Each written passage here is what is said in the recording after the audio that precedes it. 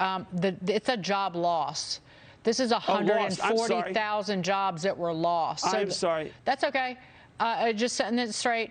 140,000 jobs were lost. So this is a surprise to the downside. And we can take a look at the market reaction. Ed, can you go through the industries again really quickly? Not just manufacturing, but so private payrolls fell 95,000. 38,000 jobs were created in manufacturing. I'm just going to go to the panel. If you can just go through, I'll come back to you. You go through some of the industries. But let's start with Brian Bremberg. Brian, 140,000 jobs lost. What say you? Yeah. Worse than expected, Dagan. I'm looking at this this leisure and hospitality declined by almost 500,000 jobs, almost 500,000 jobs lost in December in that sector alone. I mean, you talk about the debate between John and Steve here in terms of shutdowns and the states. And look, I agree, you got to get the virus under control. But this industry is being completely hammered, 500,000 jobs in December. And I think there's just more nuance in our policy there possible than what we've shown. And you talk about the jobs that are open, manufacturing's looking for jobs. But the fact is, if you've been working in leisure and hospitality, you're probably not ready to jump over to manufacturing. Our labor force isn't that flexible right now to be able to do that. So I look at this number and I am shocked. I was thinking maybe 100,000 job loss in leisure and hospitality, but 500,000 in December alone, that is not good news. And James Freeman, this is the first month of job losses that we've seen since April. Between March and April, this country shed roughly, it was 22 million jobs. And ever since May, we have seen increases. But in December, this was and Brian Bremberg called this before the number even came out. What are you looking at, James Freeman?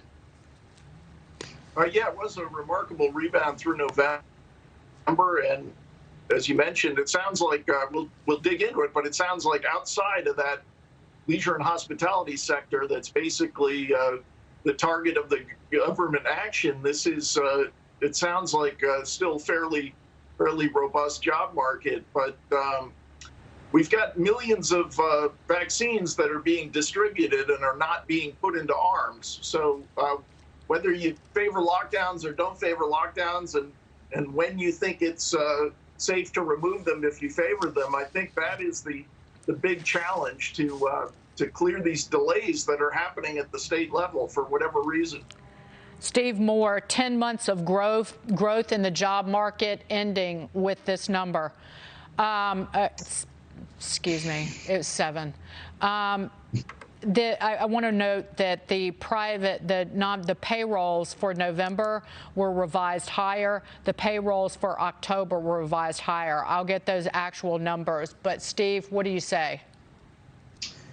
Well, look, I agree with John Hilsenrath that you've got to get the virus under control. No question about that. And the vaccine is the ultimate stimulus for the economy. No question about that. But come on, this is really important. The red states in America have 2 percentage points lower unemployment than the blue states do. It's just a fact, John Hilsenrath, and we've had this friendly argument. But what is going on in California right now is killing the American economy. And there is no reason for it. There's no reason for shutting down the California economy in some of these other states. And it's, look, we are one nation. But when you have 2 of the largest economies in the world, California and New York, virtually shut down, how are you going to get the job growth? So, and by the way, what state in the country has the most raging pandemic right now? California, even though they've been under a 6-week pandemic. When are we going to learn the lesson that lockdowns are completely ineffective and that we got to get the vaccine out there? And by the way, the other thing we have to do is get the vaccine out to the people who need it the most, which is the elderly, and we're not doing that. One last point: the economic growth rate for the fourth quarter is expected now by the Fed to come in at 8.5%. That's a blockbuster number. I mean, 3 or 4% is usually good. Coming on 33.3%. Notwithstanding all the virus problems, this economy has done pretty darn well over the last 6 months. Yeah, I was talking to somebody yesterday, John Hilsenrath, who thinks that number is too high, that growth number that Steve Moore was talking about. Hilsenrath, go. All right. Well, first of all, if you want to talk about the unemployment rate in California, 8.2%. It's 8.1% in Texas. So I'm just tired of this red state, blue state argument. The reason that the job market contracted, the reason the job market contracted in December is because the virus is resurging around the country. And frankly, the message of today is we blew it. Cases are going on everywhere. Deaths are rising. And now the job market is contracting.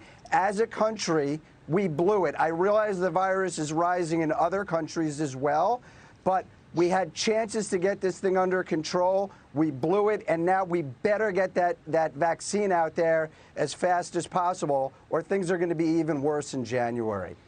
We had a resurgent job market, and it's contracting. This is another tragedy that's hitting this country. I will. So we lost 140,000 jobs last month. But the prior 2 months, October and November, were revised higher by 135,000 jobs. That is worth noting.